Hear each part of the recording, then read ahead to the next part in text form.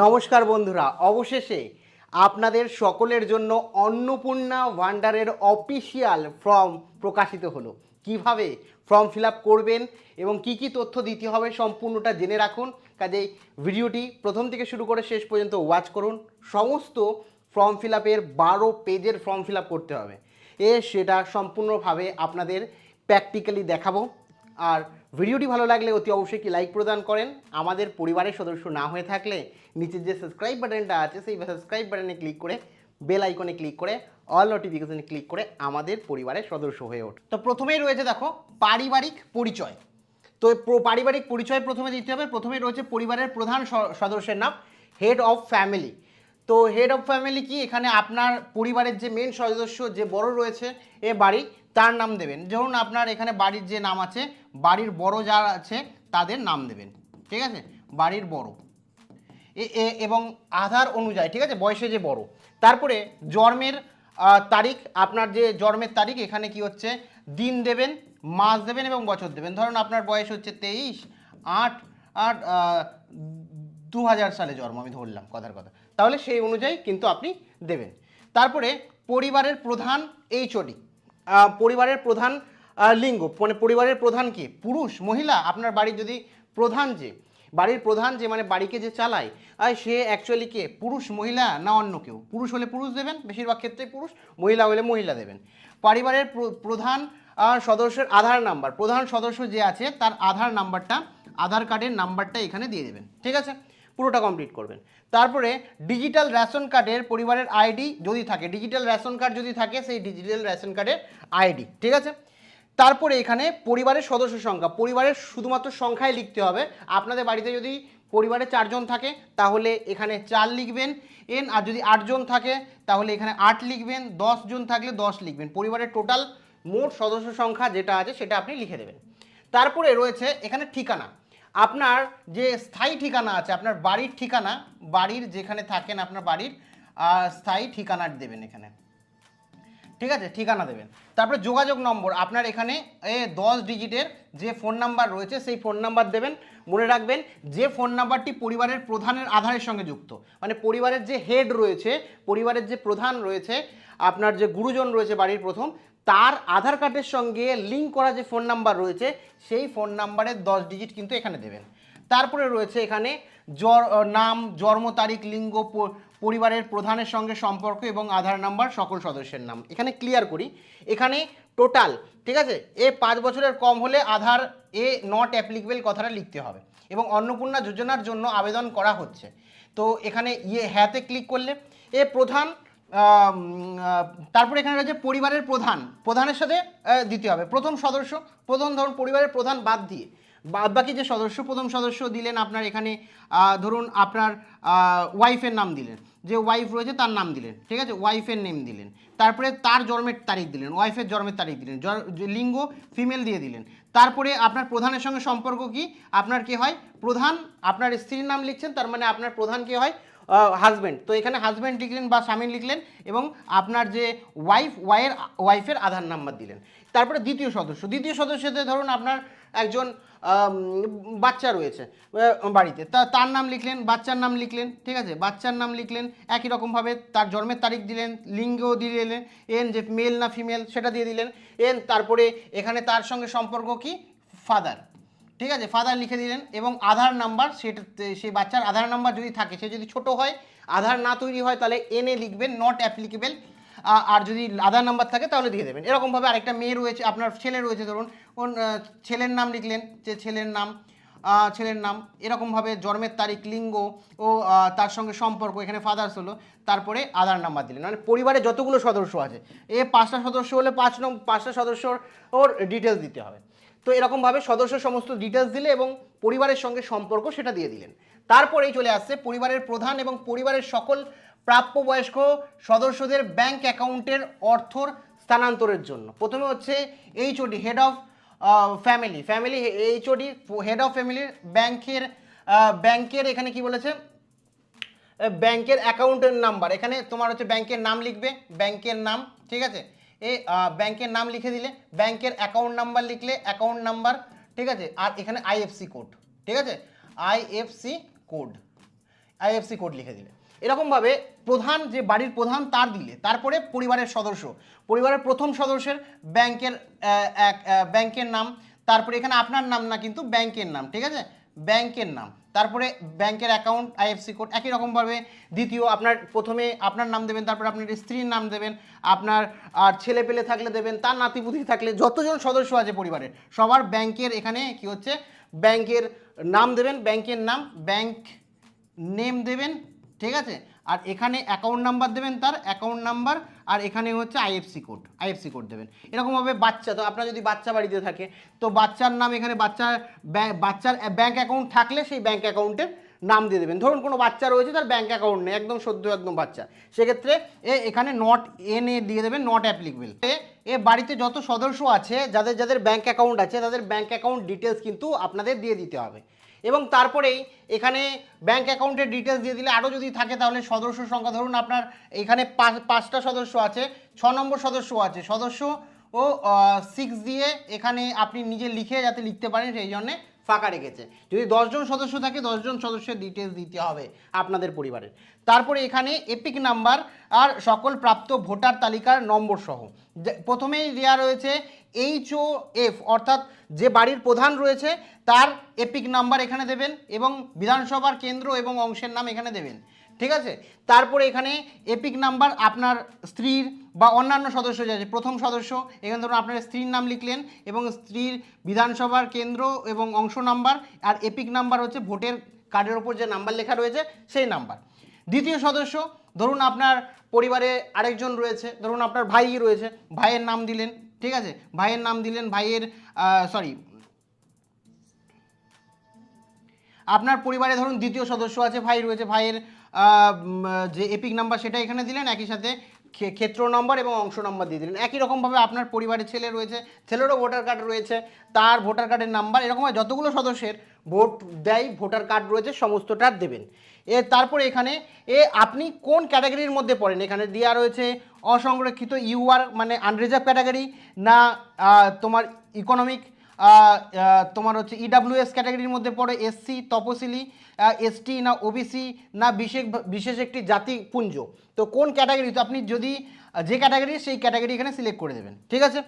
তারপরে এখানে রেশন কার্ডের খাদ্য ভূমিকায় যদি সঠিক চিহ্ন হয়, রেশন কার্ড বুকি রেশন কার্ড পান তাহলে এখানে টিক চিহ্ন দিয়ে দেবেন, ঠিক আছে। তারপরে আপনার কি ডিজিটাল রেশন কার্ড আছে, যদি থাকে ইয়েস দেবেন, যদি না থাকে ডিজিটাল রেশন কার্ড তাহলে নো দেবেন, নাতে ক্লিক করবেন।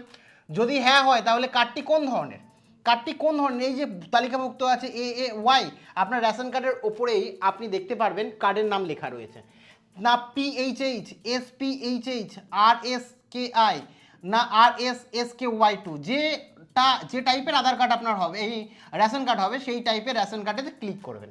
পরিবারের রেশন কার্ড থেকে মাসিক রেশন তুলছেন কি না, হ্যাঁ হলে ইয়েস, হ্যাঁ না হলে না। সম্পদ, আপনার গয়ে হচ্ছে সম্পদ আপনার। তারপরে বাড়ির ধরন, আপনার বাড়িতে কি 3 বা তার বেশি পাকা ঘর রয়েছে, 3টের বেশি পাকা ঘর রয়েছে, যদি থাকে ইয়েস বলবেন, আর না থাকলে নো বলবেন, ঠিক আছে। পরিবারের জমির মালিকানায় যদি মালিক থাকেন ইয়েস বলবেন, না তো না বলবেন। রেজিস্ট্রেশনের নথি, মিউটেশন নথি, RS, হলফনামা, তারিখ সহ জমির পরিমাপ কপি সমস্ত কিছু কিন্তু জমা দিতে হবে। একই সাথে পরিবারের সকল সদস্যদের মোট জমির পরিমাণ শতকে এখানে দিতে হবে। রেজিস্ট্রেশনের নথি, সর্বশেষ আয়ত্তার নথি। তা আপনার এখানে জমির সকল সদস্যদের কত টোটাল, আপনার পরিবারের সদস্য মিলিয়ে টোটাল কত জমি আছে তার শতকে এখানে দিতে হবে।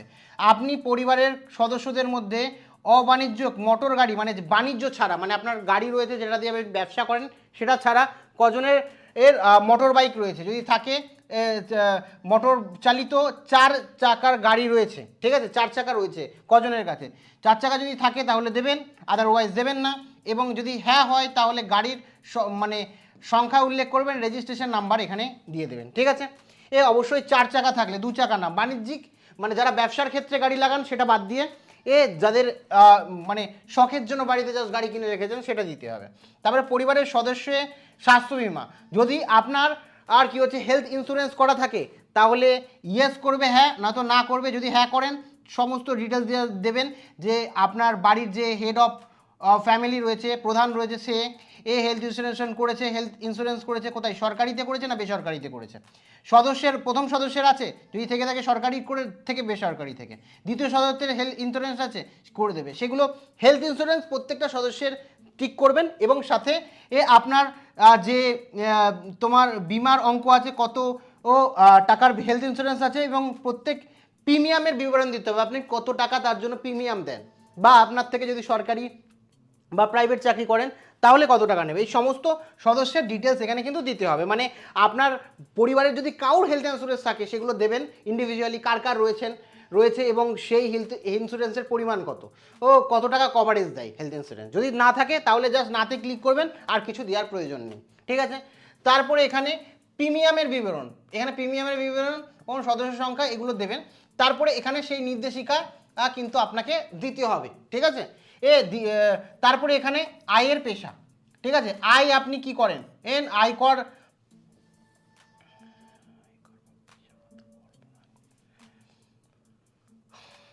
তারপরে এখানে বলে যে আপনাদের কোনো সদস্য কি আয়কর বা পেশা কর এর সদস্য দেয়, মানে আয়কর কি দেয়, ঠিক আছে, আয়কর বা পেশার কর কি দেয়, মানে ইনকাম ট্যাক্স ফাইল করে বা পি ট্যাক্স দেয়। যদি দেয় তাহলে ইয়েস করবেন, আদার নো দেবেন। আপনাদের পরিবারের কেউ যদি দেয় তাও ইয়েস করবেন, আদারওয়াইজ নিয়ে দেবেন। তারপর পরিবারের সদস্যরা প্যান কার্ড যদি থাকে, পরিবারের সদস্যের প্যান কার্ড যদি থাকে, হ্যাঁ, তো হেড অফ যে ফ্যামিলি রয়েছে তার প্যান কার্ড লাগবে, প্রত্যেকটা সদস্যের প্যান কার্ড লাগবে, প্যান কার্ড নাম্বার লাগবে। ধরুন পরিবারের প্রধান যে আছে তার প্যান কার্ডের নাম্বার এখানে নাম দিলেন, প্যান কার্ডের নাম্বার, দ্বিতীয় সদস্যের নাম দিলেন, প্যান কার্ডের নাম্বার, তৃতীয় সদস্যের নাম দিলেন, প্যান কার্ডের নাম্বার, যতজন সদস্য আছে প্রত্যেকের দিতে হবে একই রকমভাবে। কর্মের ধরন, এখানে পরিবারের যেটা পরিবারের প্রধান সরকারি ক্ষেত্রে পরিবারের প্রধান কি কাজ করে, সরকারি কাজ করে, বেসরকারি কাজ করে, এখানে অনেকগুলো দিয়েছে, যে প্রথমে দিয়েছে সরকারি কাজ করে, বেসরকারি কর্মচারী, তারপরে এখানে দিয়েছে কোনো ব্যবসায়ের মালিক ইত্যাদি, এবং আংশিক পার্ট টাইম, মানে পার্ট টাইমে আংশিক সময়ে কর্মরত পার্ট টাইমে, এবং অসাংগঠনিক ক্ষেত্রে স্বনির্ভরযুক্ত, কিংবা কারিগর, শিল্পী, কৃষক ইত্যাদি, না পরিযায়ী শ্রমিক, না বেকার, না অন্যান্য, সেগুলোতে দিতে হবে। আপনার পরিবারের পরিবারের প্রধান ধরুন বেসরকারি চাকরি করে, প্রাইভেট চাকরি করে, তাহলে দিলেন যে কাজ করে। তারপরে প্রথম সদস্য কি করেন, প্রথম সদস্য যদি ধরুন আপনার স্ত্রী যদি বাড়িতে হাউসওয়াইফ থাকে তাহলে বেকার, তাহলে এখানে দিয়ে দেবেন। দ্বিতীয় সদস্য ধরুন আপনার সরকারি চাকরি করে, দিয়ে দেবেন। এরকমভাবে যতগুলো সদস্য আছে প্রত্যেক সদস্য কি কাজ করে এগুলো দিয়ে দিতে হবে। তারপরে পরিবারের শিক্ষিত প্রাপ্ত সদস্যের সংখ্যা এবং অশিক্ষিত প্রাপ্ত সদস্যের সংখ্যা, পরিবারে কজন শিক্ষিত, তো এখানে প্রাপ্তবয়স্ক সদস্যের সংখ্যা, মানে এখানে 18 বছরের বেশি যাদের রয়েছে তাদের মধ্যে শিক্ষিত কতজন, অশিক্ষিত কতজন। ধরে নিলেন আপনার পরিবারের শিক্ষিত রয়েছে 2 জন, আর মানে শিক্ষিত রয়েছে 2 জন, আর পড়াশোনা জানেন না এমন রয়েছে 1 জন। আর যে কজন সদস্য জানেন বা জানেন না সেগুলো দেবেন। পরিবারের প্রধান শিক্ষিত না অশিক্ষিত, যদি শিক্ষিত হয় শিক্ষিত দেবেন, অশিক্ষিত হলে অশিক্ষিততে টিক দেবেন। তারপরে সদস্য নাম্বার 2, সে শিক্ষিত না অশিক্ষিত, যদি শিক্ষিত হয়, এখানে অবশ্যই মাথায় রাখতে হবে, যেমন পরিবারের সদস্য কথা বললাম, সে যদি শিক্ষিত হয় আপনি এখানে শিক্ষিত দিলেন। তারপরে সর্বোচ্চ শিক্ষাগত যোগ্যতা করে, যদি মাধ্যমিক পাস করে ধরুন মাধ্যমিক দিলেন, যদি উচ্চ মাধ্যমিক পাস করে উচ্চ মাধ্যমিক দিলেন, ঠিক আছে। সদস্য 2, এখানে 2 এর ক্ষেত্রেও সেম, যদি অশিক্ষিত হয় তাহলে শিক্ষাগত যোগ্যতা ধরুন পড়াশোনা করেছে, ধরুন দিয়ে দিলেন 5 পাস, ঠিক আছে। এরকম মানে সদস্য সংখ্যা যারা শিক্ষিত, তো শিক্ষিত রয়েছে, শিক্ষিত হলে শিক্ষাগত যোগ্যতা দিতে হবে, অশিক্ষিত হলে শিক্ষাগত যোগ্যতা দেওয়ার প্রয়োজন নেই, ঠিক আছে। যারা মাধ্যমিক পাস করেছেন, মাধ্যমিক বা 8 পাস বা এরকম সার্টিফিকেট আছে, তারা কিন্তু শিক্ষিততাই ক্লিক করে সর্বোচ্চ যোগ্যতা এখানে লিখে দেবেন, সর্বাধিক আপনার শিক্ষাগত যোগ্যতা কত, এরকমভাবে প্রত্যেকটা সদস্যের দিতে হবে, ঠিক আছে। তারপর এখানে বলেছে কোনো সদস্য কি অসাংবিধানিক মন্ত্রী পদ বা মন্ত্রী, সংসদ, বিধায়ক, পৌরসভার স্থানীয় সংস্থা বা পঞ্চায়েত সংস্থা থেকে বর্তমানে ধারক, মানে কোনো পদে রয়েছে, মানে পঞ্চায়েত, সংসদ, বিধায়ক বা কোনো পদের মন্ত্রী হিসাবে রয়েছেন, যদি থাকে ইয়েস করবেন, না থাকলে না করবেন। যিনি পদে রয়েছেন এই সদস্য নাম্বার দেবেন, ঠিক আছে, সদস্য নাম্বার দেবেন, যে ওখানে সদস্য দিয়েছিলেন আগে 1 2 করে সদস্য, তো কত নম্বর সদস্য সেটা এখানে দিয়ে দেবেন। এবং সে প্রয়োজনীয় নথি জমা দিতে হবে, যে যদি আপনার কেউ পঞ্চায়েত, মিউনিসিপ্যালিটি, সংসদ, মন্ত্রী এই সমস্ত পদে আপনার পরিবারের কেউ থেকে থাকে, তার ডিটেলস দিতে হবে, ডকুমেন্ট দিতে হবে। আর যদি না হয়, কেউ নেই ধরুন, শুধু নাতে ক্লিক করবেন, আর কিছু দিতে হবে না। এবার কোনো সদস্য কি সরকারি পেনশনভোগী, মানে পেনশন পান? যদি হ্যাঁ পান তাহলে হ্যাঁতে ক্লিক করবেন, আর যদি না পান তাহলে নাতে ক্লিক করবেন। আর হ্যাঁতে যদি ক্লিক করেন তাহলে লিখতে পারবেন যিনি পেনশন দেন সেই সদস্যর নাম্বার কত। এই যে প্রথমে সদস্য নাম্বার দিয়েছিলেন না, এইখানে সদস্য 1, সদস্য 2, এরকমভাবে কোন সদস্য পেনশন পাচ্ছে সদস্যর নাম্বারটা এখানে দিয়ে দেবেন। ঠিক আছে, এই সদস্যর নাম্বারটা এখানে দিয়ে দিলেন। তারপরে এখানে সদস্যর জিএসটি, কোনো সদস্য কি জিএসটি ব্যবহার করে? তাহলে যদি করে ইয়েস করবেন, আদারওয়াইজ কি হচ্ছে, নোতে ক্লিক করবেন। নো হলে দিতে হবে না। যদি কেউ কোনো পরিবারের সদস্যর জিএসটি থাকে, সেই জিএসটি নাম্বারটা এখানে দিয়ে দেবেন, দিয়ে দিতে হবে। পরিবারের মোট বার্ষিক আয় কত? পরিবারের মোট বার্ষিক আয় আপনাকে দিতে হবে। আপনার পরিবারের ধরুন সব মিলিয়ে যতজন সদস্য, তাদের মোট বার্ষিক আয় যদি 10 লাখ হয়, 10 লাখ দেবেন। ঠিক আছে। অন্যান্য পরিচিতি, অন্যান্য পরিচিতিতে আপনি পরিচয় নথি যদি থাকে সেটা দিয়ে দেবেন। সিএ, আপনি কি সিএএ আবেদনে বর্তমান অবস্থায় যদি থাকেন, যদি সিএএতে যদি আবেদন করেন, কে আবেদন করেছেন?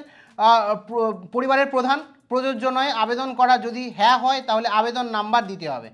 দ্বিতীয় সদস্য যদি প্রযোজ্য হয় তাহলে নাম্বার দিতে হবে। তো এখানে যারা ধরুন সিএএতে আবেদন করেছেন সিটিজেনশিপ পাওয়ার জন্য, তারা এখানে হ্যাঁ করা হয়েছে এবং সেই আবেদনের নাম্বারটা দেবেন। আর যারা করেননি তারা নোতে ক্লিক করবেন, কিছু দেওয়ার দরকার নেই, যে প্রযোজ্য নয় ক্লিক করবেন। তো এরকমভাবে যে সদস্যর ওর এখনও পর্যন্ত ভোটার কার্ডে নাম ওঠেনি, বা মানে অ্যাকচুয়ালি সিএ, মেন কথা হচ্ছে সিএ, নাগরিকত্ব এখনও পাননি, এই সিএ এর জন্য আবেদন করেছেন, তাদের এখানে দিতে হবে। আর সব সদস্য যদি এই সমস্ত আবেদন না করে থাকেন তাহলে প্রযোজ্য নয় ক্লিক করবেন, আর প্রযোজ্য হলে সে নাম্বারটা, অ্যাপ্লিকেশন নাম্বারটা দিয়ে দিতে হবে। তারপরে এখানে অন্যান্য কিষাণ ক্রেডিট কার্ড বা কিষাণ ক্রেডিট কার্ড, তারপরে হচ্ছে শিল্প ক্রেডিট কার্ড, মৎস্য ক্রেডিট কার্ড, শিক্ষিত ক্রেডিট কার্ড ইত্যাদি যদি আপনার থেকে থাকে, ঠিক আছে, ইত্যাদি তোমার হচ্ছে যদি কেটে থেকে থাকে, মানে সরকারি কোনো ক্রেডিট কার্ড থেকে থাকে, সরকার থেকে দেওয়া হয়, যে স্টুডেন্ট ক্রেডিট কার্ড থেকে শুরু করে, মৎস্য ক্রেডিট কার্ড থেকে শুরু করে, শিল্প ক্রেডিট কার্ড থেকে শুরু করে, কিষাণ ক্রেডিট কার্ড থেকে শুরু করে, এই ধরনের কোনো ক্রেডিট কার্ড যদি থাকে, যার নামে ক্রেডিট কার্ড আছে সেটা, যদি পরিবারের প্রধানের ক্রেডিট কার্ড থাকে, ক্রেডিট কার্ড নাম্বার দেবেন, আইডি নাম্বার দেবেন, আইডি সংখ্যা দেবেন এবং কবে ইস্যু হয়েছে সেটা দেবেন। এরকমভাবে যে সদস্যের নামে আছে সেই সদস্যের নামে সেই ক্রেডিট কার্ডের ডিটেলস দিতে হবে। যদি না থাকে তাহলে দেওয়ার কোনো প্রয়োজন নেই। ঠিক আছে। এরপরে নেক্সট হচ্ছে আপনার যদি এই এসআরআই এ বাদ পড়েন বা মামলা ট্রাইব্যুনাল বিচারে থাকেন, যদি এসআইআর যে হয়েছে সেই এসআইআর এ আপনি যদি বাদ পড়ে থাকেন, নাম ডিলিট হয়ে যায়, তাহলে যদি পরিবারের প্রধান এখানে না বাদ পড়েননি তাহলে না দেবেন, প্রযোজ্য নয় বা না দেবেন। এবং এখানে সদস্য সংখ্যা, যে যদি কেউ যদি বাদ পড়ে থাকে তাহলে হ্যাঁ দেবেন, হ্যাঁ দিয়ে কারণটা এখানে লিখবেন, যে হ্যাঁ আমরা এই মামলা চলছে সেটা লিখে দেবেন, তবে মামলার বিবরণ দিয়ে দেবেন ছোট করে। ঠিক আছে। তারপরে এখানে সামাজিক মর্যাদা এবং নির্ভরশীল ব্যক্তি, বিদ্যালয়ের অধ্যয়ন পরিবারের সকল শিশুর সংখ্যা, আপনার পরিবারে কেউ না কেউ বিদ্যালয়ে পড়ছে, যারা বিদ্যালয়ে পড়ছে তাদের সমস্ত ডিটেলস দিতে হবে। ধরুন আপনার 3 জন শিশু আছে, এই 3 জন শিশুর সমস্ত ডিটেলস দিতে হবে। প্রথম হচ্ছে শিশুর নাম দেবেন এখানে, তারপরে শ্রেণী কোন ক্লাসে পড়ে, বিদ্যালয়ের নাম এবং ধরুন সরকারি স্কুল পড়ে না বেসরকারি স্কুলে পড়ে সেগুলো দেবেন। ঠিক আছে। এবং তার স্কুলের নথি নেবেন।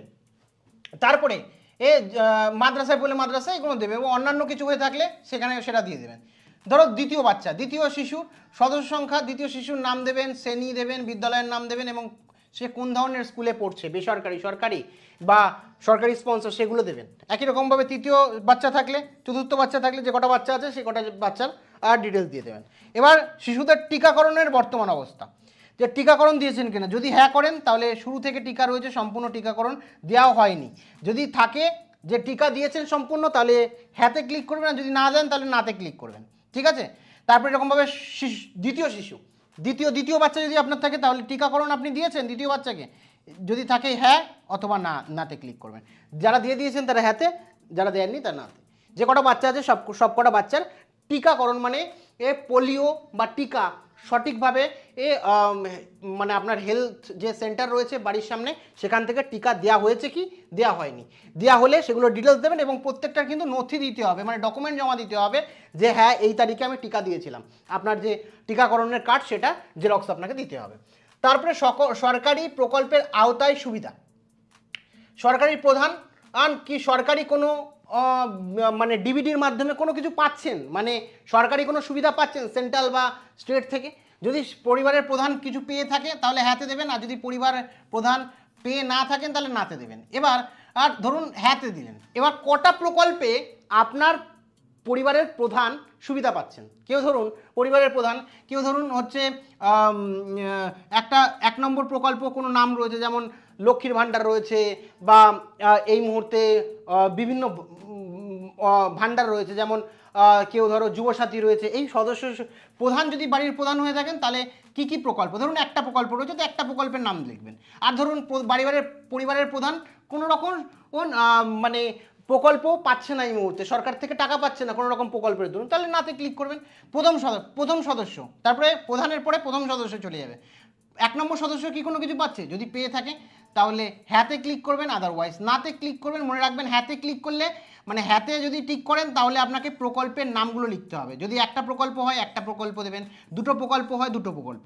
ধরুন 3 নম্বর সদস্য, আপনার বাড়ির একজন শিশু 3 নম্বর সদস্য, তার সে অনুদান পাচ্ছেন, আপনি হ্যাঁ দিলেন। কেন দিলেন? একটা স্কলারশিপ পাচ্ছেন, স্কলারশিপের নাম লিখে দিলেন স্বামী বিবেকানন্দ স্কলারশিপ, তো এখানে দিয়ে দেবেন। আর যদি না পায় তাহলে নোতে ক্লিক করবেন। এরকমভাবে প্রত্যেকটা সদস্য ও অ্যাকচুয়ালি মানে সরকারিভাবে কোনো সুবিধা পাচ্ছে কিনা প্রত্যেকটা সদস্যের ডিটেলস দিতে হবে, এবং যদি হ্যাঁ হয় তাহলে তার নাম উল্লেখ করতে হবে। ঠিক আছে?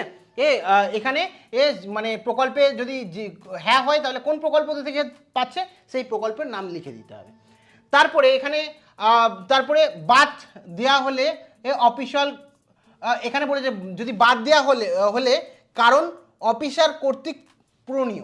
তারপরে এখানে অফিসার সমস্ত কিছু ভেরিফাই করবে ফর্মগুলো। তারপরে এখানে দিয়েছে আমি এই মর্মে ঘোষণা করছি যে ওপরের প্রদত্ত তথ্য আমার জ্ঞান এবং বিশ্বাস অনুযায়ী সত্য এবং প্রযোজ্য ও ক্ষেত্রে আমি সফল সহায়ক নথি প্রদান করেছি এবং ওপরে উল্লেখিত কোনো মানদণ্ড বাদ দিইনি। যদি অবগত এবং আমার প্রদত্ত কোনো তথ্য মিথ্যে প্রমাণিত হয় তাহলে সামাজিক সুরক্ষা সংক্রান্ত সুবিধাগুলি বন্ধ করা যেতে পারে বলে এখানে সম্মতিতে ক্লিক করবেন। গিয়ে আপনার যে সিগনেচার হবে আপনার সিগনেচারটা এখানে করে দেবেন। ঠিক আছে? তারপরে এটা শুধুমাত্র সরকারি ব্যবহারের জন্য, এখানে আপনি এই মানে অন্নপূর্ণা পরিবারের তথ্য সংগ্রহের অনুমোদন এখানে আপনার কোনো কাজ নেই। সরকারি যারা কর্মচারী রয়েছে তারা এখানে সমস্ত কিছু ভেরিফাই করবেন, যে ভেরি করবেন তার নাম আর সমস্ত ডিটেলস হবে, তথ্য সংগ্রহ করে মিলিয়ে দেখবেন এবং এখানে সমস্তটা সরকারিভাবেই ফিল আপ হবে। এই এত বড় ফর্ম ফিল আপ হচ্ছে তোমাদের করতে হবে এবং সমস্ত ডকুমেন্ট কিন্তু যা যা ইয়েস লিখছেন সমস্ত ডকুমেন্ট কিন্তু জমা দিতে হবে। তার মানে বুঝতেই পারছেন এটা একটা টাফ প্রক্রিয়া হতে চলেছে এবং টাফ ফর্ম ফিল আপ হতে চলেছে। এখন অফলাইনে এই ফর্ম ফিল আপ আপনাদের বলছে বাড়ি বাড়ি এসে বা ক্যাম্পে এসে হবে, অনলাইনেও শুরু হবে, এখন অনলাইনে শুরু হয়নি। তো পুরোটা জানালাম, অনলাইনে শুরু হলেও জানিয়ে দেবো। কোনো জায়গায় কোনো রকম জিজ্ঞাসাবাদ থাকলে অবশ্যই কমেন্ট সেকশানে কমেন্ট করে জানাতে পারেন। Thank you.